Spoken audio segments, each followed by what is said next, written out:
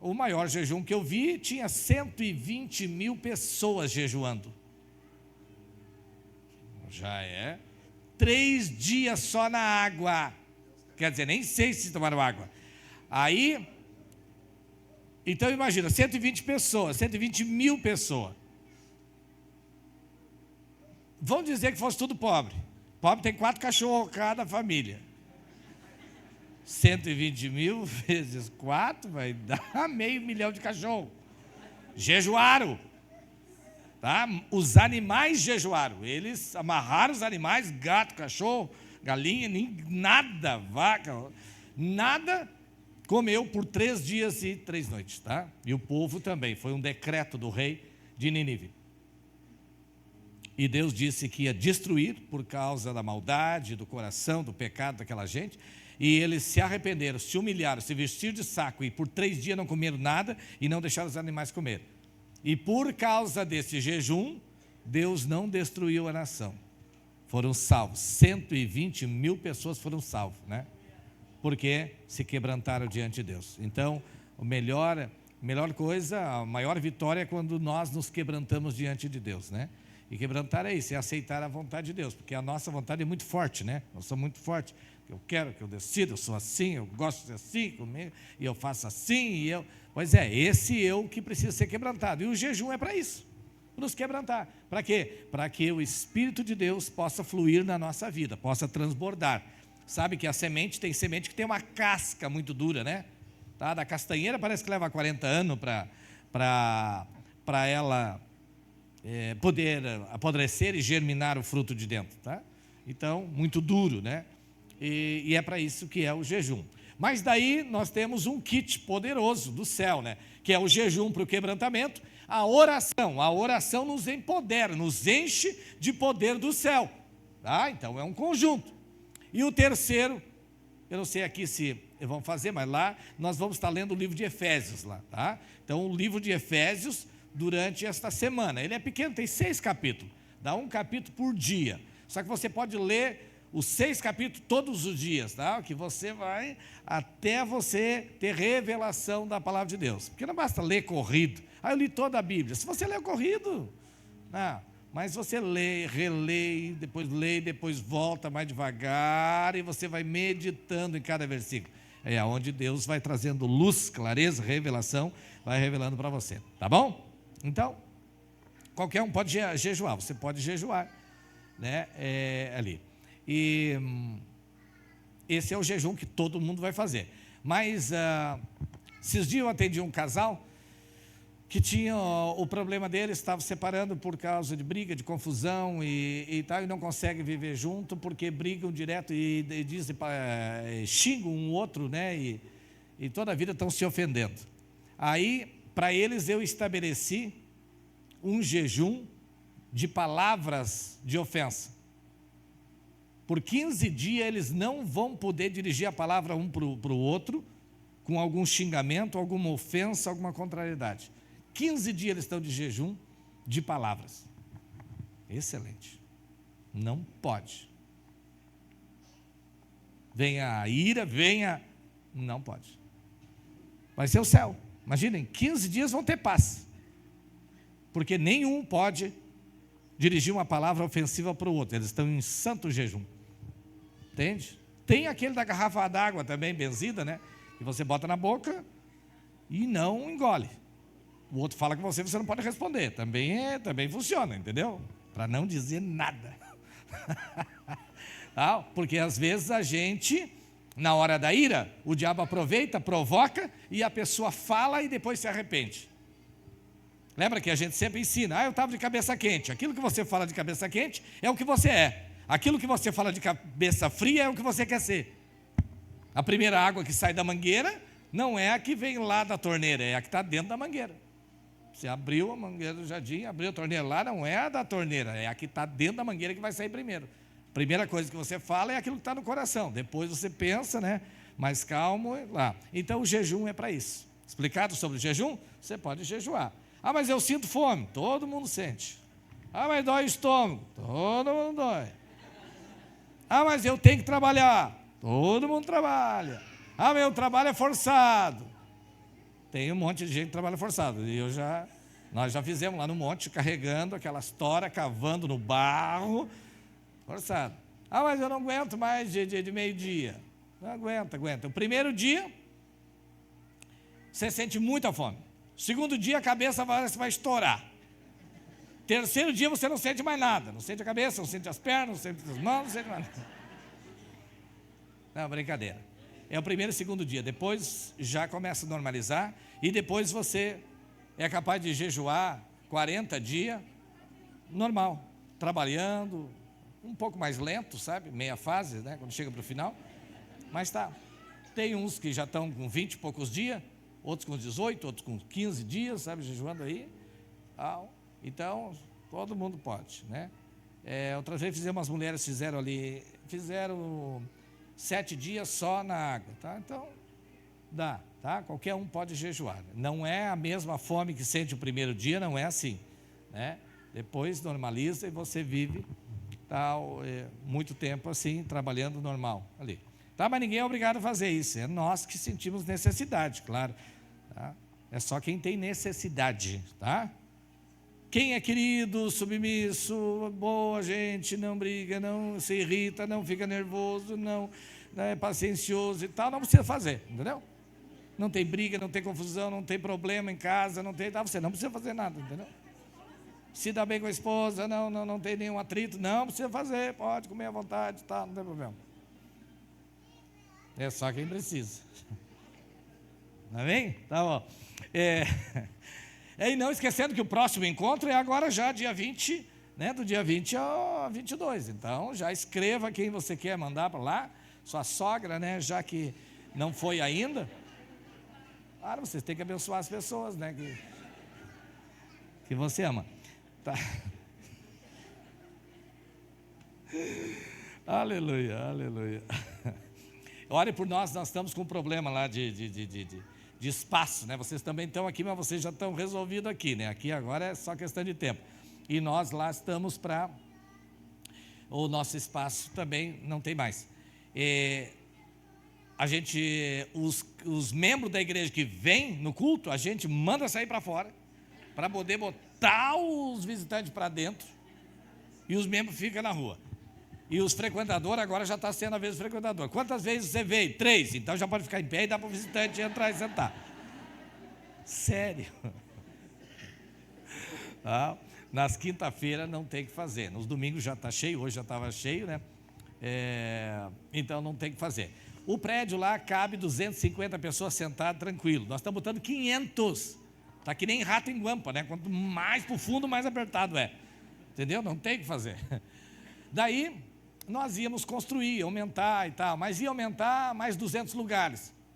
Mas nós temos 250, vamos aumentar mais 200, vai ficar 450. Já tem 500 fregueses, entende e tal? Quer dizer, todos os assentos que nós for construir já estão ocupados. Quer dizer, já tem gente em pé e nós nem construímos ainda, então não resolve o problema. Então, nós estamos orando e buscando um outro lugar, que Deus nos dê um outro lugar, e daí surgiu um outro lugar, terça-feira a gente vai sentar para ver. Tem umas goteiras no prédio, tem que arrumar. Se você ver a foto. Mas vai caber 1.000 sentados. E se cabe 1.000, sabe quantos nós vamos botar?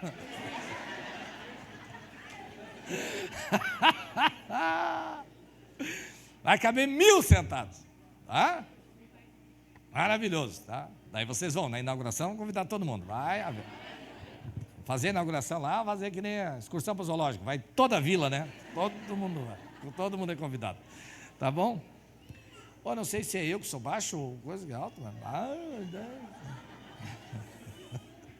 Tá bom. Eu quero falar, hoje de manhã eu estava falando lá, uma palavra que veio no meu coração, sobre a vontade, né? A nossa vontade. A nossa vontade faz parte da nossa alma, né? A nossa alma é a minha mente, a minha vontade e as minhas emoções. Isso é a minha alma, né? Então, os meus sentimentos. E ela serve para me perceber quem eu sou. Eu só sei quem eu sou por causa da minha alma, tá? Então, aonde estão os meus sentimentos? Mas eu mesmo sou um espírito. Só que eu tive que trazer o corpo, vim dentro do corpo, senão vocês iam se assustar. Entende? Então eu estou dentro desse corpo. Mas eu sou um espírito, tenho uma alma que está o sentimento e estou dentro desse corpo, tá bom? Então, a vontade de cada um de nós tem a vontade própria. É um livre-arbítrio, é um poder de escolha que Deus nos deu ali. Tá? E a nação de Israel, o povo de Israel, Deus tirou do Egito lá, Moisés, veio Josué, depois veio os juízes e tal. E depois, um sacerdote, um profeta chamado Samuel, ele ouvia com Deus, falava com Deus e depois dirigia o povo. Então Deus dirigia a nação de Israel.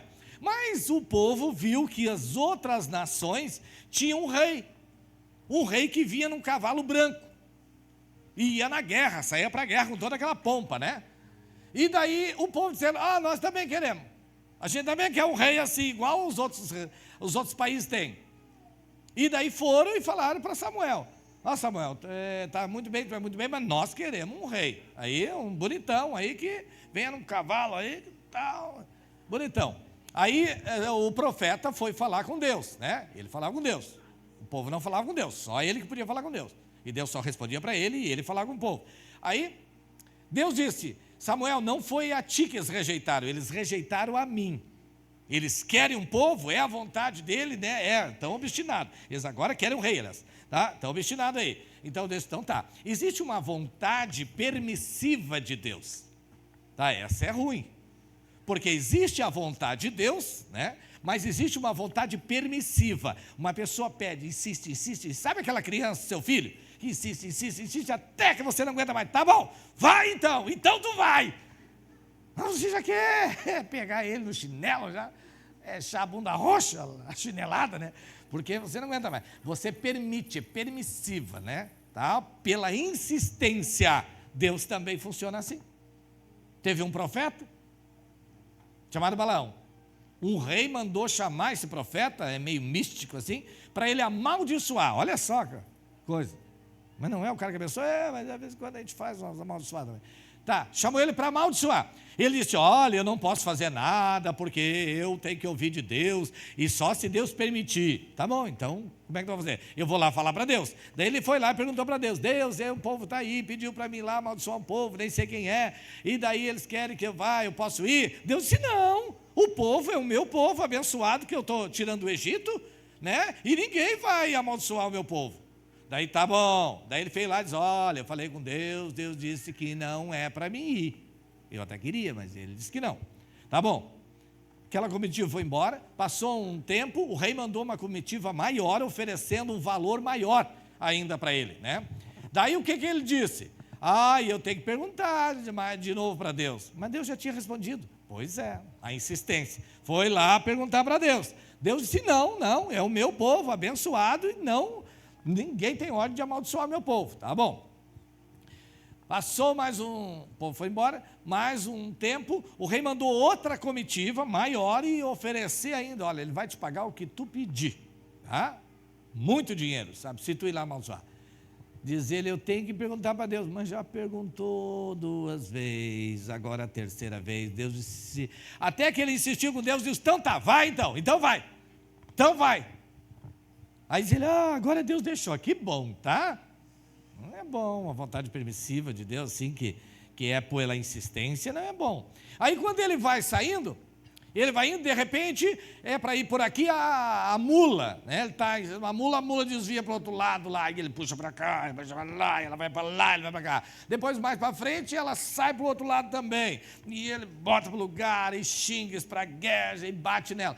Por último, ela foi para um outro lado, se desviou, apertou o pé dele numa cerca, e ele machucou o pé, e ele desceu, e baixou a lenha na jumenta, e ela falou com ele, mas o que é isso? Eu sempre vou onde tu quer, eu sempre faço tudo o que tu quer, eu te levo a todo lugar, não interessa, porque hoje, sabe, machucou o meu pé, porque tu obedece, porque tudo é isso, ele falando. Agora você imagina a cena, você vê um homem e uma jumenta brigando, discutindo os dois. De longe você não sabe quem é o jumento. Cara, é uma coisa do outro mundo, tá? Parece aquele filme do Pica-Pau, né? Que ele briga com o cavalo, discute com o cavalo e tal. Assim. Aí, brigando. Aí, diz que Deus abriu os olhos dele e ele viu um anjo com uma espada na mão. E o anjo disse: a tua sorte é esta jumenta ter se desviado por 3 vezes, porque senão tu seria um homem morto. Insistir com Deus por uma coisa que não é a vontade dele, Deus até vai permitir, mas vai ter sérias consequências, tá? Pela insistência de insistir quando Deus diz não. A melhor coisa é aceitar a vontade de Deus. Quando insistimos, decorremos nesse erro lá. Aí, o Samuel então Deus disse: vamos dar um rei. Daí apareceu um rapaz de uma família rica, influente. O cara era bonitão, alto, né? Tem que ter altura para ser rei, né? Bonitão, fortão, bombadão, tá? E daí, bonitão assim, diz que do pescoço para cima, ele sobressaía sobre todos. Então, ele foi ungido rei, e está aí, o povo quer um rei assim, tá? Tem que ser bonitão, tem que ser assim, tem que ser no cavalo branco, tem que ser, tá bom, deu rei. Só que isso era a vontade do povo, pela insistência do povo, nunca foi a vontade de Deus. Daí veio a consequência. Este homem, bonitão aí, tal, aparência, né? Às vezes, olha, a aparência é terrível. Tem pessoas que vivem de aparência. Você olha assim, meu Deus. Mas, quando você vai ver, não há realidade de vida. A aparência e a realidade não vivem na mesma pessoa. Tá? É terrível. E tem outros que escolhem só pela aparência, né? Escolhem só pela aparência. Mas é muito triste uma pessoa que só vive de aparência, pelo que vê. A Bíblia diz que nós não vivemos pelo que vemos, nós vivemos pelo que cremos, é diferente. Tá? Lembra que Israel sofreu muito, perderam toda a oportunidade. Por quê? Porque eles eram aparência, o que vê. Já aqui, começaram aqui, com esse rei Saul. E depois, lá na frente, na época de Jesus, o que aconteceu? Eles estavam acostumados com a aparência. Veio Jesus, o que é isso aí? Esse é o Messias que estão esperando. Filho de Deus. Filho de Deus? Esse jumento é dele? Não, parece que não, parece que ele pediu emprestado. O que ele tem? Não tem nada. Tá, mas ele vai entrar em Jerusalém montado nesse jumento. E essa comitiva é isso aí, não tem banda, não tem as autoridades, as pessoas influentes, não. Esse pessoal e da vila, tudo gritando em roda dele aí, com esse jumento, isso aí, isso é filho de Deus? Não esquece, para nós não. Daí rejeitado. Então Jesus foi rejeitado, Isaías profetizou que ele seria rejeitado. Tá? Então Jesus foi rejeitado pelo seu próprio povo, ele veio para os seus, e os seus não o receberam. Por que não receberam? Aparência. Ele não era filho de Deus, não fazia milagres, não era o sobrenatural, era, só não tinha aparência. O que eles queriam? A aparência, porque o resto tudo Jesus tinha, só não tinha aparência, e eles rejeitaram por causa da aparência. E daí? Aí Jesus, no final dos 3 anos e meio, Jesus senta na frente da cidade, em cima do monte, e diz: Jerusalém, Jerusalém, quantas vezes eu quis te juntar como a galinha junto os seus pintinhos, e tu não o deixaste. Dias virão sobre ti, que melhor seria que tu pegasse os teus filhos nos pés e batesse com a cabeça nas pedras, do que vai acontecer. E a gente sabe o que aconteceu depois de 70 anos, no ano 70 depois de Cristo, Israel foi destituído como nação, e eles andaram pelo mundo, sofreram muito, e para concluir, os 6 milhões de judeus que foram queimados nos fornos, tá? Então, Jesus avisou isso. Então, a rejeição por causa da aparência. Então, nós não devemos ver ou procurar aparências, né? Mas sim realidade na vida das pessoas, tá? Diz que Deus não vê, não olha a nossa aparência, Ele olha o nosso coração. Ou seja, a intenção do nosso coração ali. Que bom assim, tá? Então, tem que cuidar com o negócio da aparência. Daí, Saul, então, foi este rei. Aí, passou um ano, no segundo ano já veio uma provação, veio um problema para Israel. Tá? O problema é que os inimigos filisteus vieram e lutaram contra Israel. Israel, eles mataram um monte de gente lá, e daí sim, daí eles se reuniram um povo muito grande e vieram agora para acabar com Israel. E daí o rei é Saul. Mas Saul, por várias vezes, Saul dava uma resposta negativa para Deus. Deus mandava fazer uma coisa, ele tinha outra ideia. Ele fazia outra diferente. Tá? Um dia, Deus mandou ele, olha, tem os inimigos do povo de Deus, que Deus disse que eles seria exterminado da terra, é os amalequitas, tá? Vai lá e extermina aquele povo tudo, e os bois, animais, tudo, tá? Que aquilo tudo é um câncer que está contaminado. Aí, ele foi lá junto com os soldados, e pegou e trouxe os animais melhores, bois, ovelhas, né, carneiros, trouxe os melhores, mais bonitos, trouxe vivo, né, enorme quantidade, muito grande, e trouxe o rei vivo, mas era para ter destruído tudo, e ele trouxe vivo. Aí quando o profeta chega, que ele chega de volta, o profeta pergunta, e daí, tu fez tudo que Deus mandou? Diz ele, fiz tudo. O profeta disse, e esse balido de ovelha e esse mugido de bois que eu estou ouvindo, o que é? Diz ele, é o seguinte, ó, o povo, eles daí não quiseram matar esses animais tão bonitos, e daí eles disseram que era para nós trazer vivo e oferecer para Deus, de sacrifício ao Senhor aí, dar de presente para Deus o melhor das coisas. Aí ele disse para Saul, para o rei, Deus tem mais prazer em que tu obedeça a ele, do que dar presente para ele, do que trazer presente para Deus. Tudo que Deus quer é que tu obedeça a Deus. Mas ele teve outra ideia. Em vez de obedecer a Deus, ele estava tentando dar presente para Deus, né? Oferecer alguma coisa para Deus. Então, Deus na nossa vida, o que Deus quer? Que nós obedecemos a sua palavra, a sua voz, a sua direção. E tem pessoas que dão oferta e dão ajuda e faz um monte de coisa, só não consegue servir a Deus, obedecer a Deus. O que Deus quer? Que você obedeça a Deus, ande nos seus caminhos, ande na sua vontade, na sua verdade. É isso que Deus quer, porque senão a gente fica tentando agradar a Deus, mas Jesus já agradou a Deus, você não precisa agradar a Deus, Deus já está agradado, tá? Deus precisa que você obedeça a Ele, obedeça a sua voz, o seu espírito, a vontade de Deus na sua vida. Deus tem uma vontade para você, e você deve se submeter à vontade de Deus, para ter vitória, senão não adianta tentar agradar a Deus. É assim que o rei Saul tentava trazer presente, agradar a Deus, fazer coisas para Deus, para ver se agradava a Deus. E Samuel disse, Deus quer que tu obedeça, é isso que tem que fazer, obedecer. Tu não obedece, tu fica dando coisas para Deus, tá tentando dar presente para Deus, Deus quer que tu obedeça a Ele.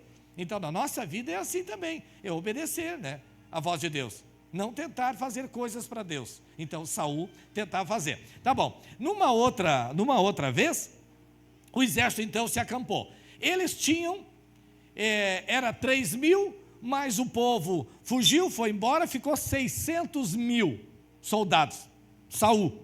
Os inimigos filisteus tinham 3.000 carros de guerra e 6.000 atiradores de elite, tá? Soldados lá do batalhão de elite. E soldados tinha como a areia da praia, está ali na Bíblia, está escrito ali, no livro de Samuel, escrito ali, como areia da praia, de tanto que era. E eles se apavoraram com aquele, tudo acampado assim, no outro lado do vale. E o Saul apavorado. Aí o profeta Samuel disse, Saul, sobe na montanha, fica lá e me espera. Uma semana eu vou estar lá, eu vou oferecer sacrifício, vou orar a Deus e depois você sai para a batalha. Aí ele ficou lá. Mas quando chegou no 7º dia, Samuel não apareceu. Não foi. E ele ficou apavorado, por quê? Porque ele se movia por vista. Olha só como é terrível, uma pessoa que vive pelo que vê. Saul era um rei incrédulo, desobediente. Ele se movia pelo que vê, então ele via o inimigo, então ele não ouvia Deus, era o que ele via, o que vê, é que move ele. Ele se move pelo que vê. A Bíblia diz que nós não vivemos pelo que vemos, nós vivemos pela fé, pelo que Deus fala, pelo que Deus diz. É isso que nos move, é isso que nós sentimos, o que nós cremos, tá? Então a vida cristã não é o que você vê. Você não se move pelaquilo que você vê, você se move pelaquilo que você crê. Isto é a vida com Deus. E Saul se movia pelaquilo que ele via. Então ele via o inimigo em quantidade muito grande e a fé dele se esvaía, né? Então ele já era resultado da sua visão, daquilo que ele estava enxergando. Então o que aconteceu? Como o profeta não apareceu para orar a Deus para eles ir para a guerra, ele mesmo resolveu fazer o papel do profeta. Quando ele terminou, o profeta chegou e disse: o que tu fizeste? Ele: eu achei que o senhor não vinha, o senhor falou, 7 dias, a pressão, o pessoal está fugindo, está indo embora, tem só 600 homens comigo, eles estão como areia da praia, de tanta gente que eles têm lá, e eu achei que o senhor não vinha, eu estou apavorado, e daí a pressão, eu peguei e fiz. De novo, ele não obedece a Deus, não se submete à vontade de Deus, anda pelo que vê. E agora, mais uma vez, ele falha com Deus de novo. Em vez dele esperar, ele não sabe esperar. Às vezes a espera é um teste na nossa vida, na sua vida. Às vezes é um teste. No caso de Saul, do rei, o teste dele era esperar. Porque a pressão, sabe a pressão? Não vai dar mais tempo, não tem mais o que fazer, eles já vão começar a guerra e o profeta não veio e agora o pessoal já está ficando só um pouquinho e não vai dar mais tempo e não vai dar a pressão. Então ele se movia pela pressão, ele ia pelo que via, conforme a pressão ele muda, a posição dele muda pela pressão. A Bíblia ensina que nós não podemos mudar de posição pela pressão. Nós permanecemos na posição de crer, crendo. E se não der tempo, não importa, eu continuo crendo, eu não saio da minha posição. Por quê? Porque eu sei o que Deus vai fazer. Olha só, a posição de Jó. Jó estava numa posição de perdeu tudo, não tinha mais o que fazer. Alguém disse que levou quase 1 ano essa provação de Jó. E daí no final, quando não tem mais, não sobrou mais nada, roubaram tudo, tiraram tudo, perdeu tudo, destruiu tudo, inclusive a saúde dele. A mulher disse: tu, por que não morre de uma vez? Amaldiçoa teu Deus, morre de uma vez. Ele disse: mulher, tu fala que nem uma louca, né? Eu sei, o meu Redentor vive e por fim, um dia, ele se levantará da terra e mudará a minha situação. Olha o posicionamento desse homem. Com tudo, perdeu tudo, mas não arreda da posição de crer. E no pior momento vem a aprovação. A aprovação é o seguinte: alguém dizer, acabou, desiste, termina com isso, tá? Com esse sofrimento. E ele continua na posição. Eu sei que ele vive. Um dia ele se levantará e vai mudar as coisas da minha vida. E mudou, e Deus virou, e foi sucesso na vida dele. É aquilo que nós cremos, nós nos movemos pelo que cremos. Você não pode se mover pela circunstância ou pela pressão. Mas senão não vai mais dar tempo. Pois é, o homem disse que é a última oportunidade, o homem falou que é isso, tá? Isso é o homem falando. Mas e daí se terminar tudo e tal? Bom, aí Deus vai dar um jeito. O caso de Lázaro terminou tudo. E passou 4 dias de desesperança, né? Acabou, terminou, desilusão, medo e tal, tudo. No 4º dia Deus chegou, Jesus chegou. E quando Jesus chegou, Jesus restabeleceu tudo. E ele dizia para Marta: tu tem que crer, se tu crer, tu vai ver a glória de Deus se manifestar aqui. E ela: pois é, mas tem isso. E eu disse, já não te disse que tu tem que crer? Creia, só creia, para te ver o que Deus vai fazer. E daí Deus restitui tudo, porque ela creu. Alguém tem que crer, tá? No caso agora, nesse caso aqui, precisava crer, Saul precisava crer, para ter vitória. Mas como ele era tímido, ou seja, incrédulo, tá? Se movia pelo que via, não pelo que crê, era um problema para Israel ter um rei fraco. Porque quando o rei é forte, a nação era forte. Quando o rei era fraco, a nação era fraca. Assim era uma casa também. Estávamos atendendo esses tempos um casal, a gente atende muitos casais, né? Mas um casal, que o problema é o quê? O homem não consegue ser cabeça dentro da casa. A mulher muito forte, resolvida, assume a posição que não é dela, a posição de homem. Pode deixar que eu faço, eu resolvo, eu sei, eu não preciso de homem, não preciso de coisa, não preciso disso, eu sei criar meus filhos, eu trabalho, tudo bem, maravilhoso, entendeu? Só que não vai longe, logo cansou e diz, eu não aguento mais, eu estou largando tudo, abandonando tudo. Por quê? Porque não foi feita para assumir uma posição que não é dela. Por que ela assumiu? Estava fazendo um papel que não é dela, porque o homem não fazia o papel dele. Sabe que a gente diz um banana, que não faz o papel dele, passa tudo para a mulher? Fala com a tua mãe, ela que faz. Daí ela que trabalha, ela que paga a conta, ela que paga a luz, ela que paga coisa, ela que negocia, ela que cuida dos filhos, ela que vai no colégio, ela que vai na reunião, ela que decide as coisas, ela que sabe o que comprar roupa, que tem lá, o que tem que pagar, o que tem que... e o cara simplesmente não trabalha e também não se importa com nada. Deixa a mulher, não ria, não olha para o lado, não faz nada. E a mulher... Deus está falando. E a...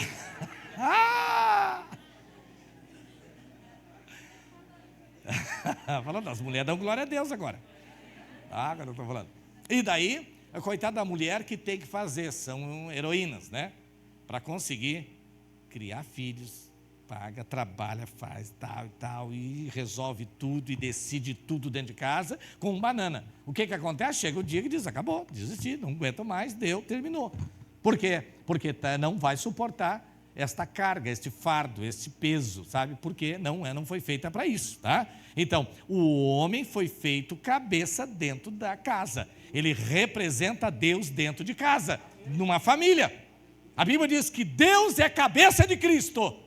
Então, Cristo tem um comando, uma cabeça. Ele disse, eu só faço o que o Pai me manda fazer. Eu só falo o que o Pai manda falar. Tá? E depois... Então, diz que Cristo é o cabeça da igreja, a hierarquia vem descendo, tá? A igreja, nós temos um cabeça, que tem o comando, né? Que é Cristo, ele é o cabeça e a igreja é o corpo expressa a vontade da cabeça, mas desce na hierarquia e diz que o homem é o cabeça, tá? Da família, ele é o cabeça. Eu acho que não, eu acho que pode fazer o que quiser, Deus estabeleceu assim e assim. Mas agora tal... lá em casa eu que sou cabeça. Pode ser, está errado, não vai funcionar por muito tempo, vai dar problema logo, tá?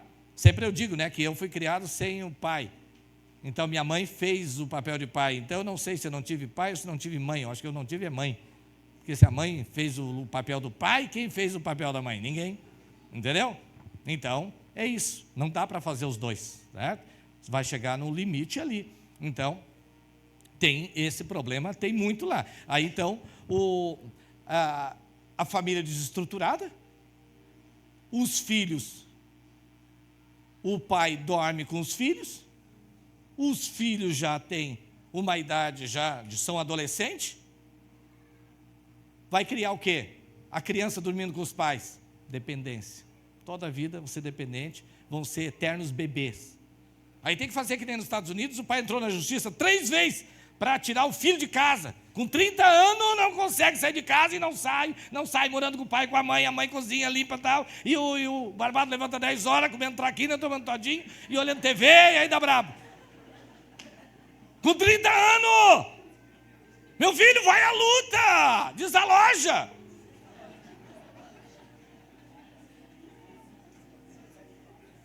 Ainda bem que eu não sei a idade de ninguém. Não. Funciona assim. Então, veja o caos numa família, veja como trava tudo, que tinha tudo para ser uma família feliz, trava tudo. Mas eu gosto, tá? Pode gostar, mas está destruindo os filhos. Vai destruir os filhos, tá? Por quê? Porque não vão amadurecer, não vão conseguir. Por quê? Pais deficientes. São pais deficientes. O problema não está nos filhos, nunca. Sempre está nos pais. E daí um casamento vai por água abaixo, a família se destituindo, tudo desmoronando, tudo quebrando. Por quê? Porque não assume o seu papel, a sua posição dentro de uma família. A Bíblia esclarece, nos dá clareza sobre a posição de cada um. O homem é o cabeça, pode ser o que for, ele é a cabeça. Então a pressão tem que vir para ele. A mulher, talvez mais inteligente, mais disposta, tudo, mas não vai conseguir fazer o papel do homem. Porque não foi feito para isso. Se ela fizer, vai perder a doçura. Não vai conseguir ser doce. Minha mãe era amarga, áspera, dura. Por quê? Porque ela fez papel de homem. Então não dá para ser os dois, entende? Então vai perder a doçura. E uma mulher tem que ter doçura. É assim que a Bíblia criou, tá? Então não dá para fazer. Então os papéis têm que ser certos dentro de uma casa. Criança, vai para o quarto dele. Vai lá, faz ele dormir lá e fica lá. Tu é homem, rapaz, não é Coca-Cola. Desde pequeno, tu é homem, rapaz, tem medo do quê? Mas gruda aquela barata, se atira em cima, chuta, pisa, né? Mas tá. Entendeu? Ensina a ser homem. Ah? Então, e os papéis têm que ser feitos. E tu vai dormir no teu quarto, é homem, rapaz, ali, ó. Tá? Então, bota os papéis certos, os filhos dormem no quarto deles. Ah? E daí, agora estabelece, o homem assume a posição. Qual era o problema? O problema é que o homem não tem... O que ela disse? Pergunta para ele no que ele trabalha. Diz ela, eu não sei. Uma hora ele tem uma coisa, uma hora ele tem outra, nunca trabalha, nunca tem uma rotina, nunca tem um horário, nunca tem dinheiro, nunca assume a posição, nunca tem uma responsabilidade, nunca tem nada. E ela diz, para mim chegou, não quero mais isso para a minha vida. E eu disse, excelente, parabéns. Ainda meteu uma pressão para ele. Tá bom, por que não trabalha? Diz ela, peguei o serviço, tá, mas e agora? Diz ela, qual é o serviço que você está fazendo? Eu peguei um serviço assim, sabe, não sei o que, de pintor junto com outro assim. Ele disse, para com esse negócio. Esse outro que tu está fazendo sociedade, coitado, é uma confusão só na vida dele, nunca conseguiu. Aí tu vai se associar, tu já tem problema que chegar. Tu vai se associar com outro com mais problema, vai virar no quê?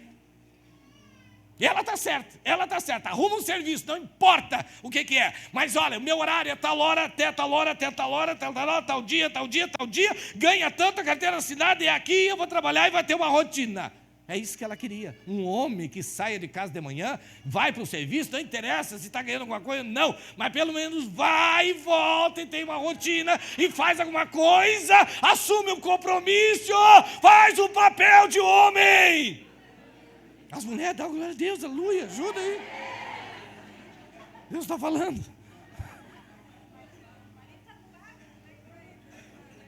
O marido está do lado, não dá para se alegrar muito. O marido fica em casa o dia inteiro, não tem emprego, não tem salário, não direciona, não administra as finanças, não cuida da casa, não cuida dos filhos, é tudo revirado, é tudo bagunçado, ninguém cuida de nada, o relaxamento, tudo sujo, tudo quebrado. Se eu não sou mulher, mas se eu fosse mulher, eu digo, vocês vão ficar aí, e eu estou indo.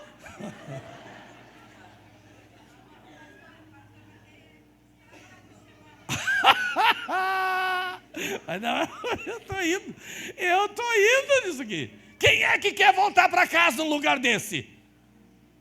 Com um homem que é um banana, não assume o papel de homem, não assume a posição de homem, não consegue controlar os filhos,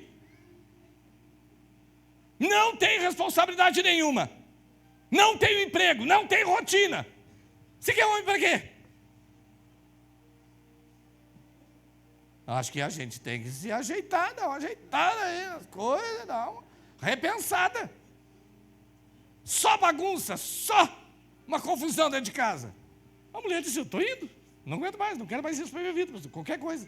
Mas para mim terminou. Aí a gente veio o pastor, né? Que daí tentando Deus dar uma solução, dar uma saída. O que eu digo, para onde que a gente vai, como é que se resolve isso, tá? Resolvendo isso. Porque o homem tem que fazer o papel dele, ele é o cabeça daquela casa. Se não conseguir fazer o seu papel, alguém vai fazer. Tem casa que é os filhos, pequenininho. Tem uns que é o cachorro. que lidera dentro de casa. Vocês já sabem, é o cachorro que diz que ele vai ficar ali, que ele dorme ali, que ele come ali, e se pode fazer barulho, se não pode bater palma, se não pode bater palma, e o que faz é o cachorro que lidera. Tem outros que é o pequenininho, um diabrinho, um diabradozinho assim, que é um terror. Ninguém pode mandar nele, não obedece ninguém, ninguém. Não tem pai nem mãe. É meio silvestre a coisa, entendeu? Pastor, quero aqui uma oração para a nossa família. Não vai pegar, não gruda. Entendeu? O problema não é falta de oração. O problema é que tem que se posicionar. Cada um tem que ter a sua posição. Assim como a mulher também. A mesma coisa. Agora os homens, ó, dá glória a Deus aí, ó. Mulher que levanta meio-dia, vai de tarde, vai tomar mate na casa da vizinha. Por amor de Deus, não tem nada para fazer.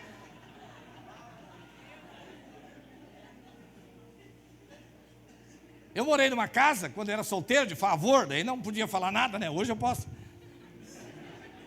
Tinha 3 crianças. Aquilo era o cheiro de xixi dentro daquela casa, era a fralda empilhada, fralda de pano naquela época, xixi toda empilhada, aqueles montes assim, pelas coisas do banheiro, aquela cortina encebada, porque a criança comia peixe com as mãos assim, depois passava na cortina, aquele sofá estava encebado, porque passava com chimia, pouco chimia, já caía ali, já passava as mãos engorduradas. Um pedaço de peixe já ficava para trás do sofá, já ficava apodrecendo lá, aquele cheiro insuportável. Você tinha que botar máscara já antes do Covid, nós já usava já, né? Para ficar dentro da casa. Relaxamento assim, insuportável. Coitado do marido naquela casa lá.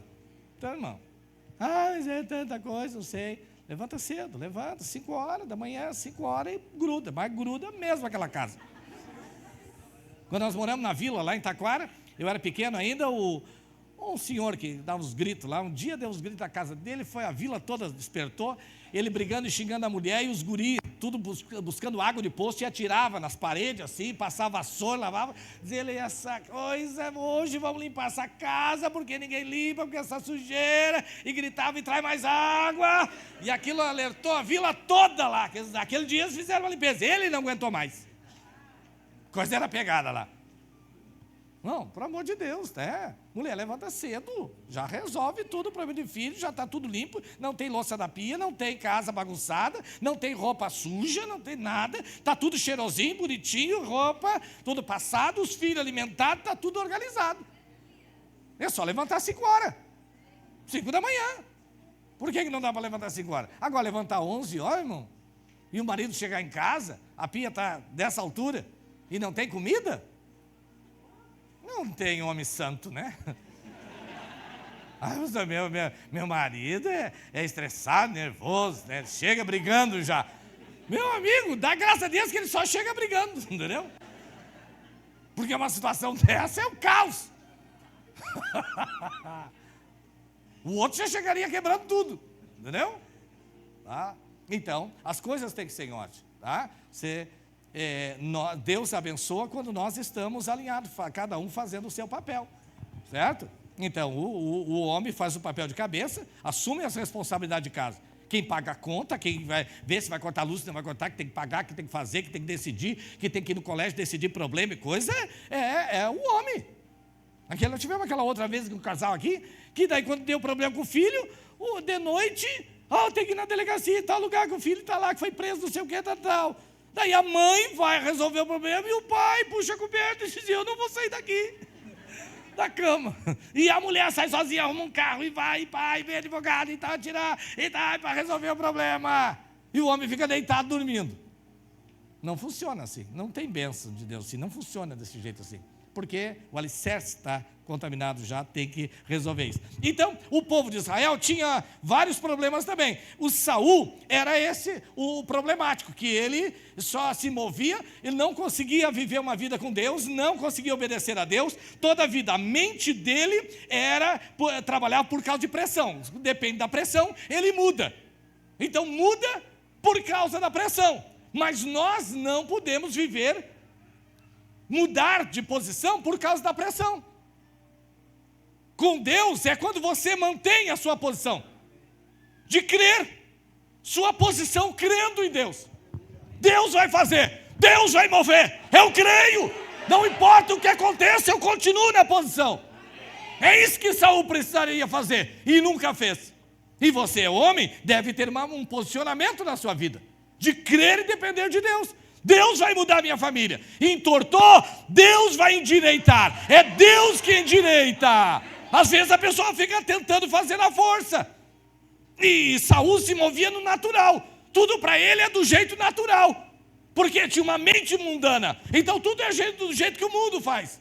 Na pressão ele muda de posição.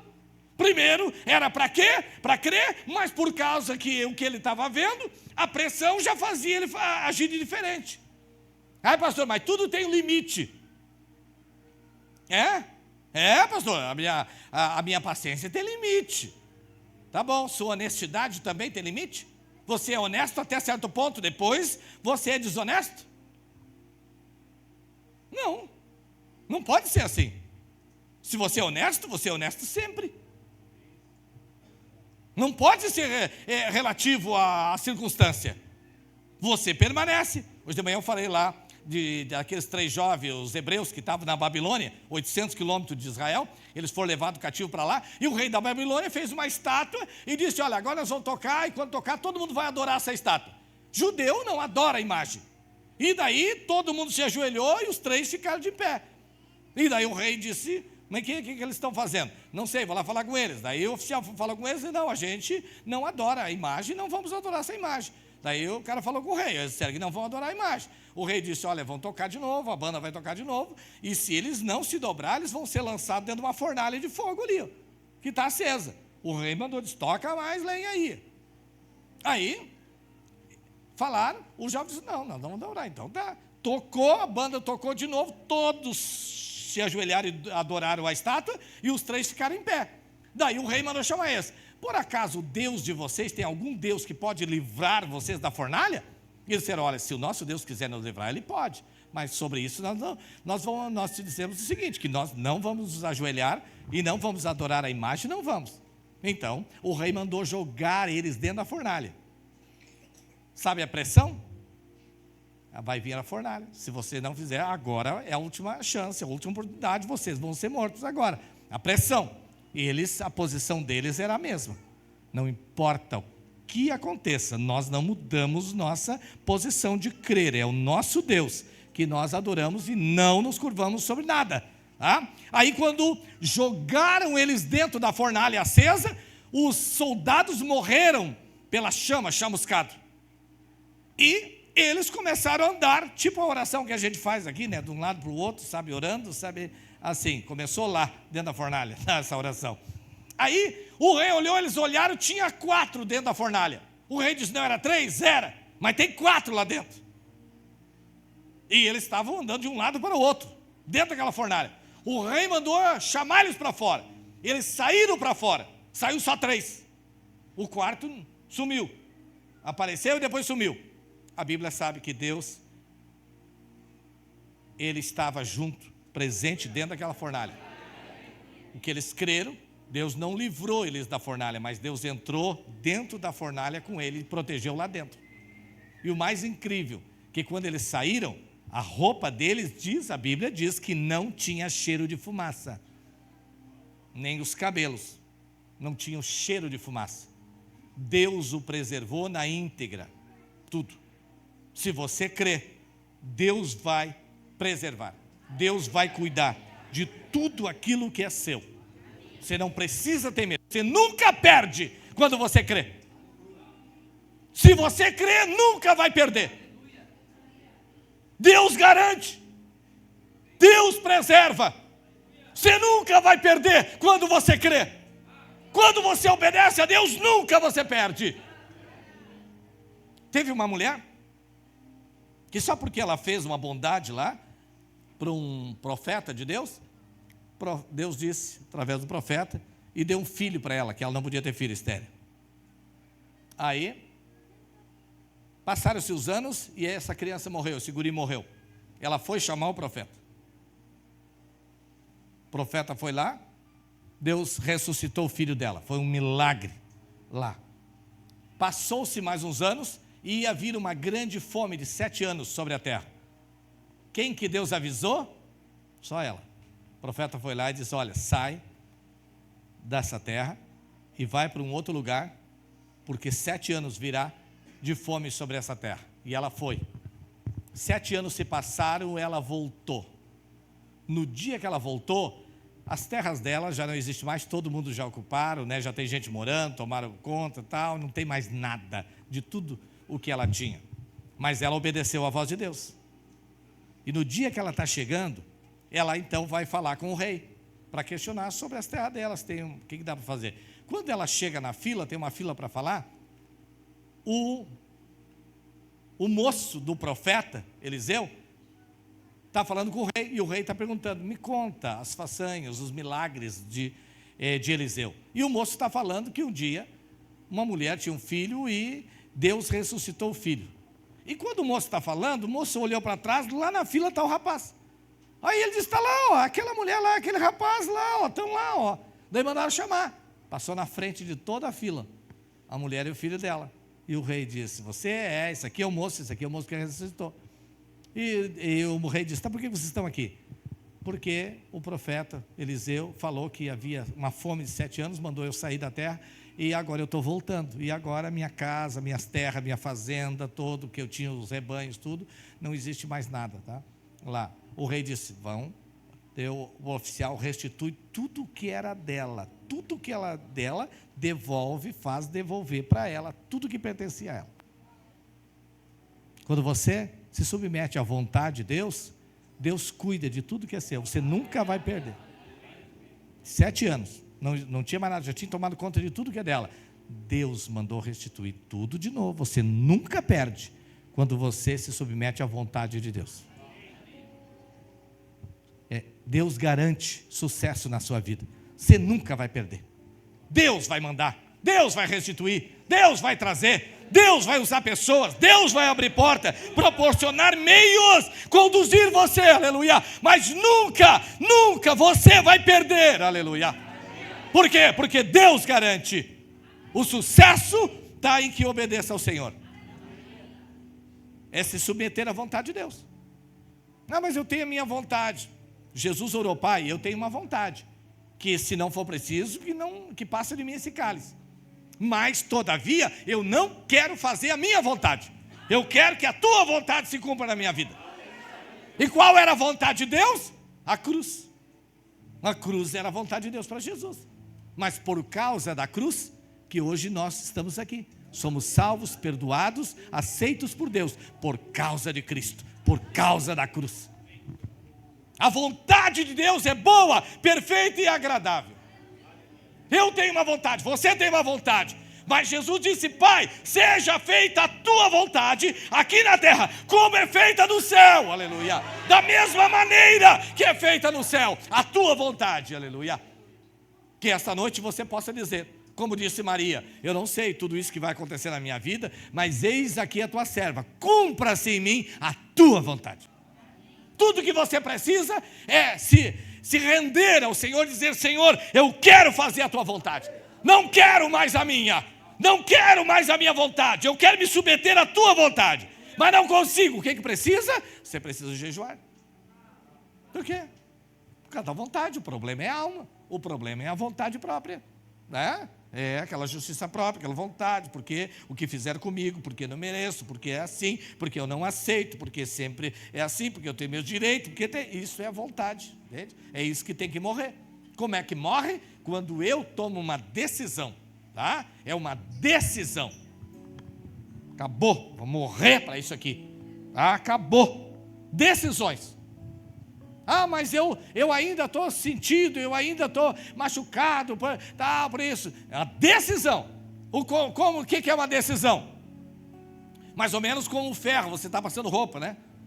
E você decide: acabou, agora eu vou desligar o ferro. O que você faz? Tira ele da tomada. Dá para pegar ele na mão? Não dá para pegar, porque está ainda quase incandescente. Mas o que vai acontecer com ele? Vai esfriar. É só questão de tempo, porque a decisão já foi tomada, foi tirada da tomada. Então a decisão é isto: eu decidi, isso vai ser assim. Ainda tem coisas para ajustar? Tem, mas vai acontecer, porque você já decidiu. É a sua decisão. Deus trabalha na decisão, não no sentimento. Não é o sentimento, é a decisão. É o que você decide. É isso que Deus quer.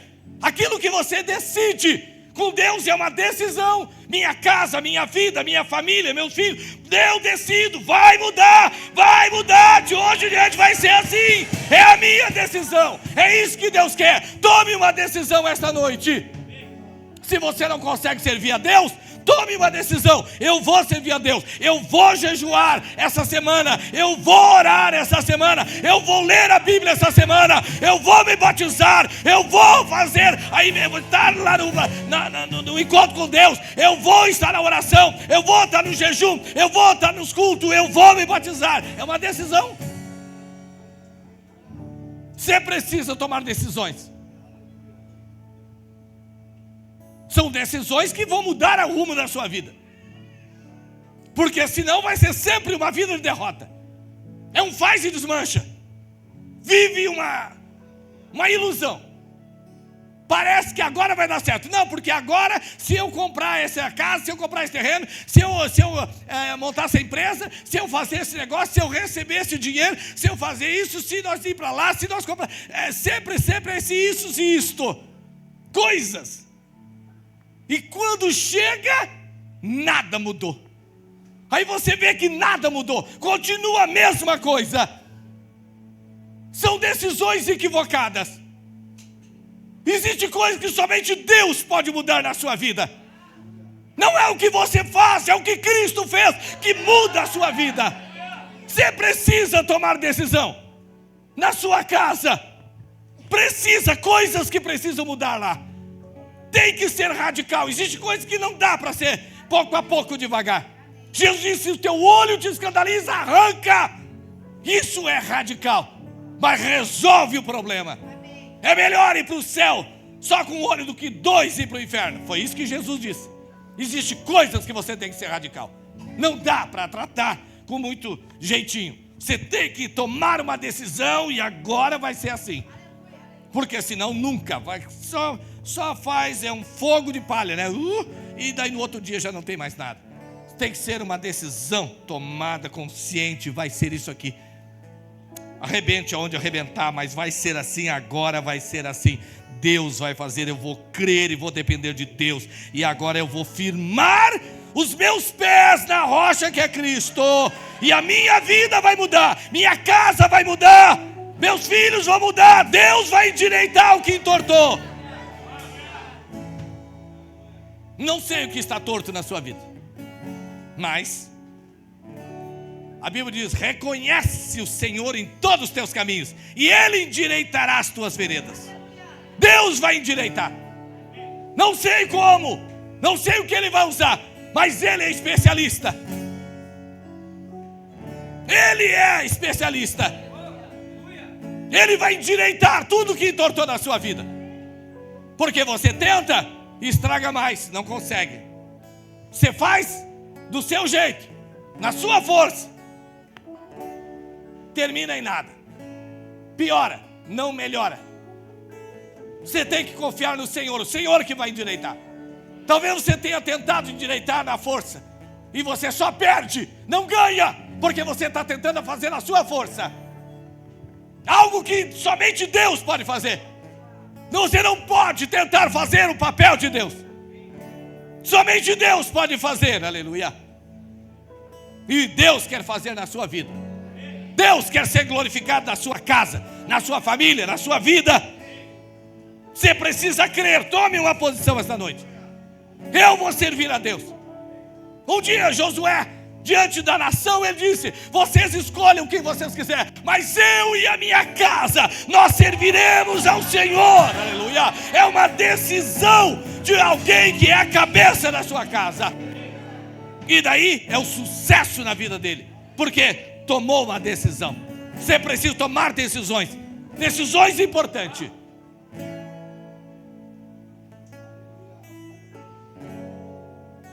Você foi posto, sua posição de cabeça dentro da casa. Então é você que toma o posicionamento. O que acontece? Hoje, muitos homens não querem estresse, decide. Ou decide, o filho decide, o cachorro decide, a mulher decide, qualquer um decide. Ele só não quer decidir. Fala com a tua mãe, sei lá, ela que sabe, ele que sabe, é fulano que sabe, não sei, é com eles lá, eu nem me envolvo nisso. E assim Satanás ganha. Por quê? Destrói toda a família.